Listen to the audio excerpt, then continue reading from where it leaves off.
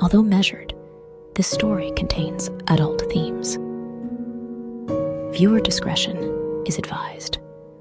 The story of Lot underscores the importance of staying true to righteousness, the destructive nature of compromise, and the lasting impact of sinful origins on future generations. The tale serves as a cautionary reminder to choose the path of righteousness, even in the face of worldly temptations. Let's begin. Long ago, after Abraham rescued his nephew Lot in the Battle of the Kings, Lot chose to continue to dwell near the infamous cities of Sodom and Gomorrah. These cities were known for their sin and wickedness. So much so that after hearing the cries of those who had come into contact with the inhabitants, God decided to destroy them.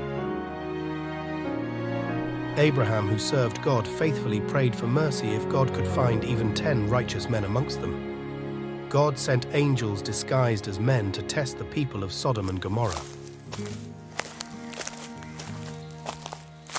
Sodom and Gomorrah were known for being cruel and inhospitable to travelers. Lot was the only man to offer the two visitors hospitality. Upon their arrival, he bowed deeply into the ground and welcomed the disguised angels into his home as his guests. Some legends suggest Lot's wife, who was deeply influenced by their corrupt environment, was reluctant to receive the guests. She went to her neighbors asking for salt, and when they asked why she didn't make enough to cook with, she intentionally disclosed that it was for foreigners her husband Lot had taken in as his guests. As night fell, a mob full of men, young and old, surrounded Lot's house, demanding he surrender the strangers for their sinister intentions. Lot pleaded with the mob, but they threatened to cause worse harm to him if he would not surrender the guests. Distorted by his proximity to Sodom, Lot offered them his 2 daughters to appease the mob. The angels intervened. Pulling Lot back into the house, they blinded the aggressors. The angels urged Lot to leave immediately with his family. They warned that by morning, the cities would be destroyed.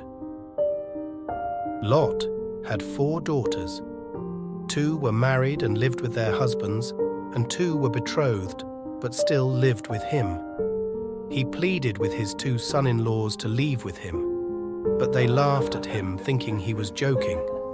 They remained in Sodom with their families. Lot returned home, and when the 2 angels saw Lot hesitate to leave, they grabbed him by the hand, guiding him, his wife, and 2 betrothed daughters away from the doomed city. At the gates of the city, they were instructed to head to a neighboring town that would be spared for their sake. They warned Lot and his family not to turn and look back at any point while fleeing the city.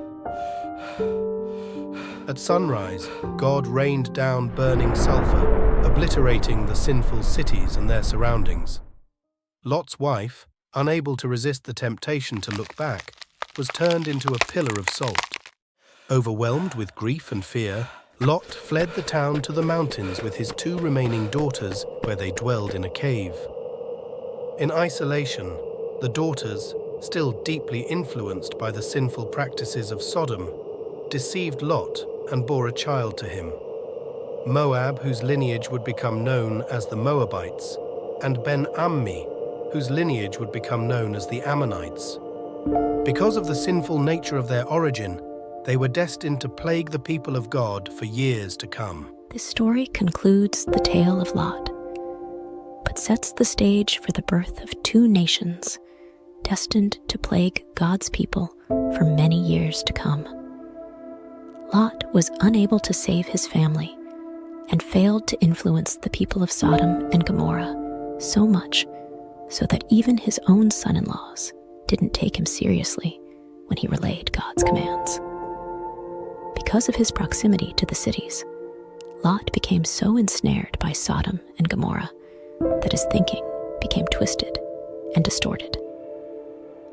Lot's journey teaches us about the consequences of the choices we make, and how despite the best intentions, we can easily become influenced and corrupted by the company we keep.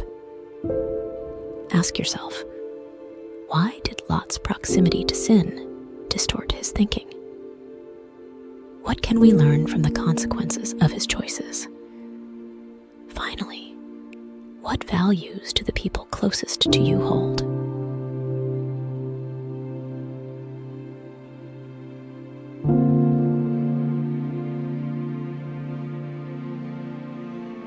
We would love to hear from you.